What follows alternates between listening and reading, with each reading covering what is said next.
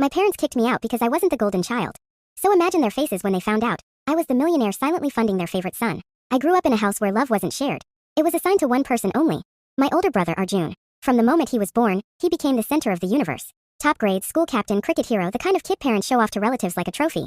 Me? I was the invisible one. The backup son. The comparison tool. If Arjun scored 90, my parents threw a party. If I scored 90, they said, try harder. Look at your brother. If he woke up late, he was tired from success. If I woke up late, I was lazy and unambitious. It didn't take long to understand my role in the family, the one who wasn't good enough. After school, things got even worse. Arjun got into a top engineering college. My parents walked around the house like they won a national award. I didn't get in. Instead, I told them I wanted to study animation and game design.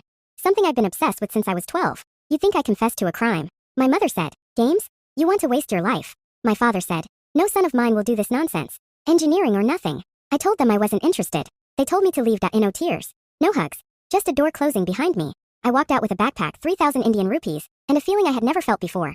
Freedom mixed with fear. For the first year, life punched me from every direction. I worked in a cafe, washed dishes, delivered food, slept in a tiny rented room that smelled like damp walls. But every night, no matter how tired I was, I studied. 3D modeling, character design, animation, game engines, coding. People saw a struggling boy working cafe shifts. But every night, I was quietly building a future my parents never believed in. 2 years later, I caught my first real break.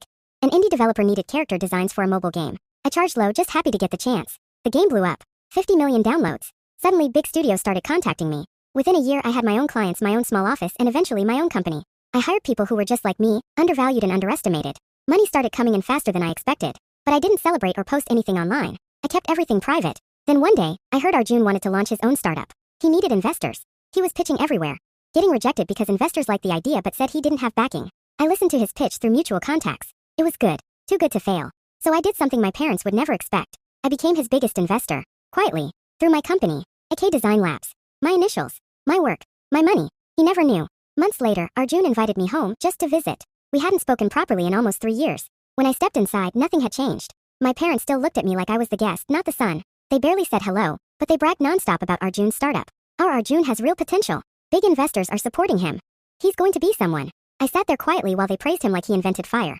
Then Arjun stood up, looked at them, then looked at me and said, Mom, Dad, my biggest investor is him. The room froze. My mother actually stopped for a second. My father blinked at me like I was a stranger. All those years of being called a failure. All those comparisons. All those times they said I wouldn't become anything. And here I was, the reason their golden child's dream was coming true. I didn't brag. Didn't smirk. Didn't say a single "you were wrong." I just said, I believed in him the way I wish someone believed in me. And that sentence hit harder than any revenge. My parents didn't know where to look. Suddenly, I